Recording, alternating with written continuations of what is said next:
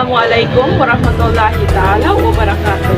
I am Lamra Arsad, 23 from BEd Generalist. In this video, we are going to present our topic, Behaviorism. Assalamualaikum warahmatullahi ta'ala wabarakatuh. I am Yaisah Adil, 23 years old, graduate of Bachelor of Elementary Education, and now I am going to explain the two types of conditioning. But before that, I'm going to discuss first what is behaviorism. Behaviorism, also known as behavioral psychology. It is a theory of learning based on the idea that all behaviors are acquired through conditioning. Conditioning occurs through interaction with the environment.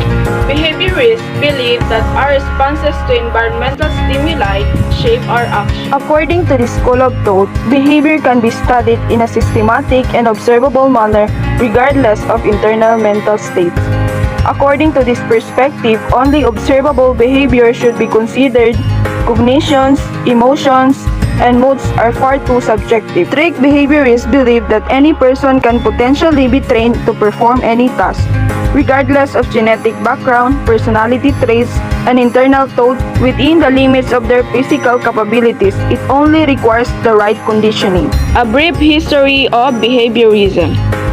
Behaviorism was formally established with the 1913 publication of John B. Watson's classic paper, Psychology as the Behaviorist Views It is best summed up by the following quote from Watson, who is often considered the father of behaviorism. Give me a dozen healthy infants, well-formed, and my own specified word to bring them up in, and I'll guarantee to take anyone at random and train him to become any type of specialist I might select. Watson is known as the father of behaviorism within psychology.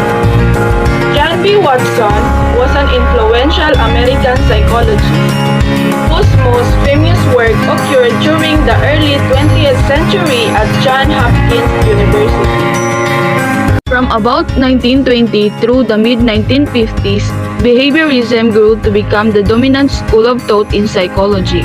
Some suggest that the popularity of behavioral psychology grew out of the desire to establish psychology as an objective and measurable science. At this time, researchers were interested in creating theories that could be clearly described and empirically measured, but also used to make contributions that might have an influence on the fabric of everyday human lives.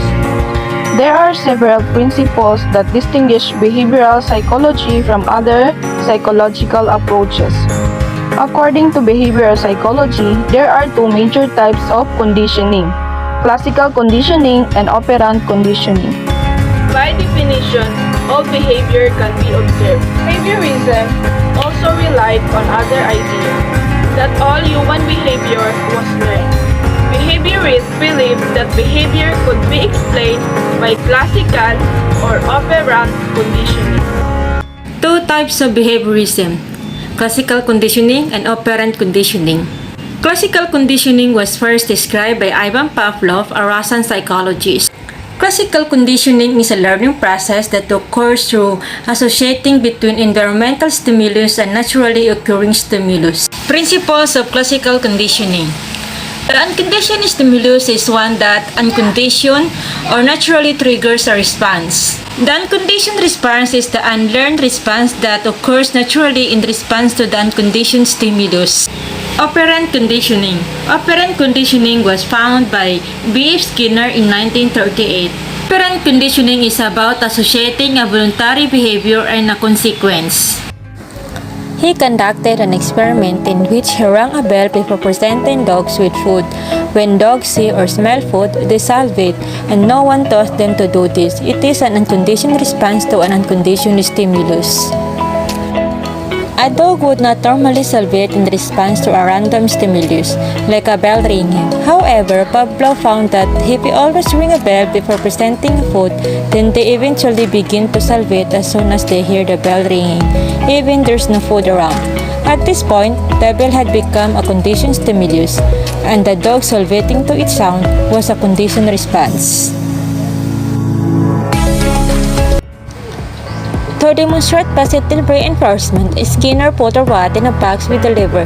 On accidentally bumping the lever, the rat discovered that it would receive a food pellet. With this positive reinforcement, the rat learned to keep pressing the lever. Negative reinforcement, remove unpleasant stimuli. To demonstrate negative reinforcement, Skinner put a rat in a box which had a mild electric current that caused the rat discomfort. On wandering randomly around the box, the rat learned to always press the lever once inside the box, something called escape learning. Skinner eventually also taught that the rat turned on the light that prevented the electric current being turned on in the first place, something called avoidance learning.